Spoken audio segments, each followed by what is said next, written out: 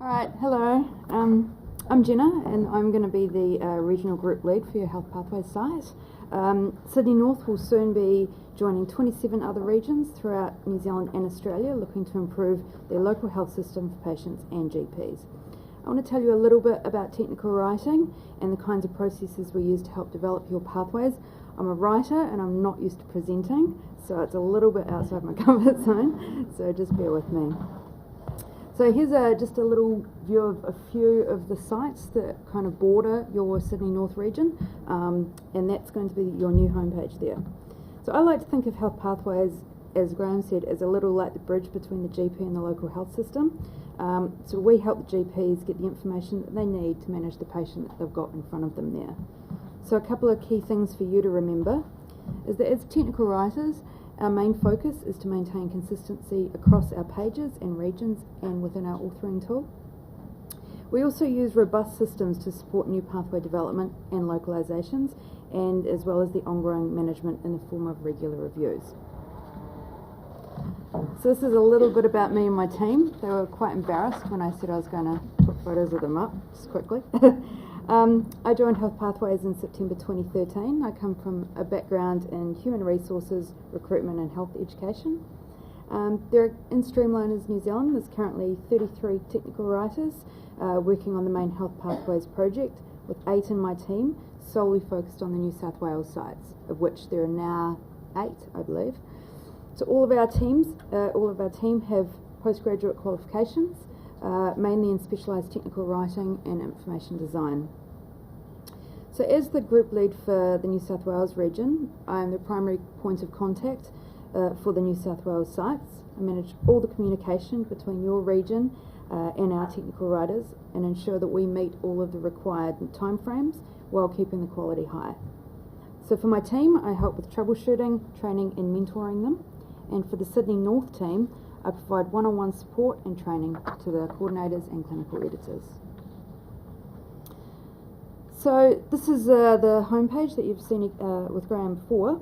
In the middle you can see that, and I'm sorry for going over some of what you've already said, the list of the latest localised or updated pathways in the middle. Below that is the health system news. It's a great place to put public health alerts, medication updates and notifications. I regularly get feedback from the regions with new notifications from New South Wales Health about medications, so I put them there. On the right hand side are links to useful sites for GPs to be able to quickly access. The ones that you see there are New Zealand based, so the formulary and sort of health info and things like that, but we can customise to your region's needs. It's often to other directories as well. There's a couple of things that are standard across all the region sites. They've all got a separate draft and a live site. So that's so that we can change the layout, do all of our drafting and everything in a sort of safe environment without the user GP seeing before we launch it live. There's always a search box up the top so that if GP doesn't want to navigate through the table of contents, they can find pathways. As Graham mentioned, there's the send feedback button, and that's so that GPs can immediately send an email to the clinical editor and the team with a comment. I think all CEs really enjoy knowing that their pathways are being used regularly. They quite like the feedback, be it positive or negative, because I think sometimes it can feel like you're doing all this work and it's not quite going anywhere. So when you know that someone's read it and they really like it, it's a big positive. The key features of a pathway. So these are just the main ones, some of which were in the pathway that Graham showed. There's an about box. It contains background information about a condition or definitions and statistics. GPs know how to be GPs, so we're not trying to teach them about medicine, but they might not have seen them so often in general practice. They might want a little bit of a refresher, so we can put it in there. We also have red flags. They're not in all pathways, but they're most commonly used in serious acute situations where if the GP sees any of these signs or symptoms, then immediate action needs to be taken. The assessment section will outline the key points that a GP needs to cover when assessing a patient in relation to that condition, so family history or investigations that might be needed. The management section contains what the GP can do for their patient, so it might be lifestyle changes, medications, monitoring, or long-term treatment strategies. Then the request and referral section is where the GP can find what options are available for their patient. This might be in community health or in the hospital. Then down we have the information section, which may have further information for GPs, so further reading that they might want to do, or include references, often if it's a contentious issue or goes against mainstream guidelines. Also a patient information section that can be printed out and taken home for a patient to read. So in this process, the aims of the writing team are for consistency, for language, style and grammar, and keeping the format of your pages consistent across your site, because we know that users come to rely on things sort of looking the same way. So it was mentioned that they often don't spend a long time on a pathway, so it's that they know that they can come to a pathway and scroll down and that information should be in the management section, for example. We use concise writing in plain English, given the short time frame that some GPs may have with their patients. We also try and use a logical structure. It can be quite time consuming otherwise. So the life cycle of a pathway is that the information is gathered by the clinical editor and a subject matter expert. A draft is sent through to my team and we work our magic to put it on the site. There might be a few iterations, but a back and forth between us and them, and then it gets signed off to go live and is launched. Then generally after 2 years, we open it for a formal review on a schedule and update if required, but we can also make partial updates to a live page in response to feedback. So this is Sydney's cognitive impairment page. Hope Paul doesn't mind me having put this up here. So I know that you're going to look at the dementia pathways, so this is a good one. As mentioned, these pathways are responsive, so they can be changed really quickly to reflect changes in your health system. They're not static, so they're not like printing a manual that, and then you put it on your desk and it doesn't get changed. So we can change information today so that a GP can use it on their next patient tomorrow. So this is a little look at our authoring tool. It looks complicated, and it is quite complicated actually. It's called Authorit, and it enables us to maintain a structured layout throughout your site and throughout the whole community. We single source between pages and regions, so we can kind of reuse topics. It's a really good management, has a really good document management structure, so we can group all of our regional variants together. And it's non-linear, so it's built from smaller pieces. So you're probably familiar with Word documents that you start at the top and you work your way down. Authorit is a good analogy for it as Lego, so it's lots of little pieces that you can join together to make a whole. I always think of it as a 3D spider's web where things can live in a few different places at once. So we've got the live and the draft sites. They're published on a scheduled basis, so 3 draft runs per day, and we're live site overnight so that the users are not interrupted at all. And we also back up previous versions of the live site so that you can go back to any version at all to check what clinical information was on the site on a specific day. As Graham mentioned, it's good from a medico-legal perspective. This is our admin system called DOT. This is a records management system that's tailored specifically to HealthPathways. In it we've got feedback, so this is used for communication to help pathway development and the review process. It's kind of like Microsoft Outlook but with a dashboard, and you can track your conversations going back to the start of a pathway.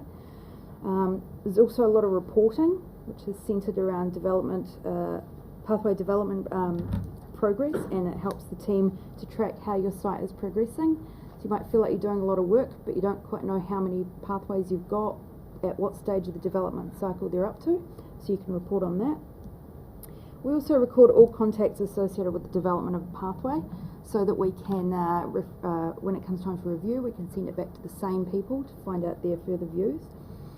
And we can also collect subscribers for email updates. Some regions have a newsletter that they like to send out, so that goes to anyone that's ever sent feedback. A couple of important things to know is that the writing team won't make any changes without the CE or coordinator approval. And every piece of communication is captured and associated with the pathway. So you can go back and see it, including any attachments that have been sent and who signed off for change. So one of the Features of DOT is pathway records. It's kind of like the filing cabinet for pathway information. So it contains a lot of metadata about a pathway, so the kind of clinical category or the page type. Also the development status, so whether it's localising, if it's complete, if it's under review. Also notes about pathway development and changes, which is very helpful when you come to do your scheduled reviews of your pathway, what was done by who and why. We also have pathway sharing to help increase collaboration for GPs when developing pathways. So as Graham said, steal from your neighbours, so you can look at what your, if your C is looking to localise hepatitis C, which I know has been updated very, very recently in New South Wales, they can use pathway sharing to see all the pathways related to hepatitis that exist across the community. They can then link through to look at Sydney's version or Western Sydney's or Southwest Sydney's. So it's also helpful to know which pathways are in development from your neighbours, because if you see another region is developing a pathway in a particular medical area, then it makes sense to wait until they complete it and then adapt it for your purposes. Another feature of DOT is pathway changes. So you can see here Melbourne's summary of change for their updated chronic hepatitis C pathway. This is often also published to the live site for transparency on a daily updates page. I think GPs really like to know that the pathways have been seriously, thoroughly investigated and researched, and that there's good reason for any changes that have been made. It's also an audit trail of what's been changed on the pathway. So this was specifically very handy for hepatitis C. As a writing team, we found it very handy because we kind of knew that it was going to start coming at us from all corners. So we could look to see, once two regions started sending through these changes, we knew what was about to come from the others, so we could point them in the right direction. It was also useful when we had Zika virus come, because Canterbury, I think, did the first Zika virus pathway, and then New South Wales very quickly jumped on board with that and were able to get a pathway up within a very, very short time frame. So there's just a couple of things that we have coming up. So we're always continuing to try and make Health Pathways and DOT better and better. So we've got two projects. One of them is the references. It's a large database of all the references that are used across the community. So there's going to be a more automated way of adding them to pathways and to report on which pathways these references are used in. So it makes it easier to locate pathways that are using out-of-date references. Also, in response to probably an increasing need to have a directory, we've started developing the Health Pathways directory. So it gives your region the ability to manage service providers and have this information integrated into the referral pages. So we have the clinical pages, and then we have the referral pages, which are how you get into the hospital. But in the Australian system, you've got a huge list of private and all of your specialists, which is quite different to how it is structured in Canterbury. This way we can use single sourcing of contact details across multiple referral pages. If contact details change, they can be updated virtually immediately by the coordination team. So at the moment, if a phone number or contact details for a specialist change, they have to come to our writing team. Once the directory is up and running, this will be able to be done by the coordinators. Yep. If people have pre-existing databases, yep. Can they export them out and then import them in to this with liaison with your team? Thank you. Thanks, Matt. Is that on? Okay, good.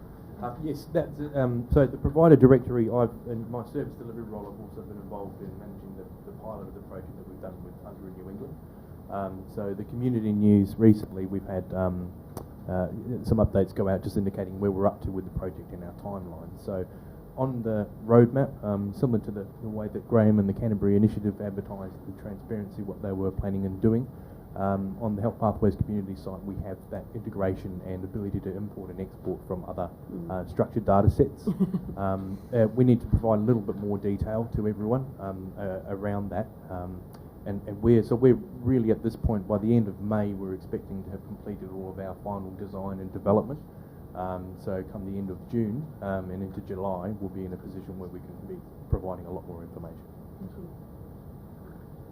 And I guess just on that service directory, that again was really one of the things that came out from the community involvement, in that I think everybody had been waiting for the National Health Services directory, and in fact they attended our previous conference and listened to the fact that people said we wanted actually a lot more granularity for information for people, because they just didn't have the info. What services do they provide? What do they specialise in? Is there any cost associated with it? And really, from what we can see, very little has happened. So through some of the community groups that we run, that became a priority in our product development area, which is why we've gone ahead with that, so we can roll that out across the whole community. That's all from me. It's been a great opportunity to come over. It's not very often that we actually get to meet the people that we work with, so hopefully this can happen more and more. Janet, thank you very much.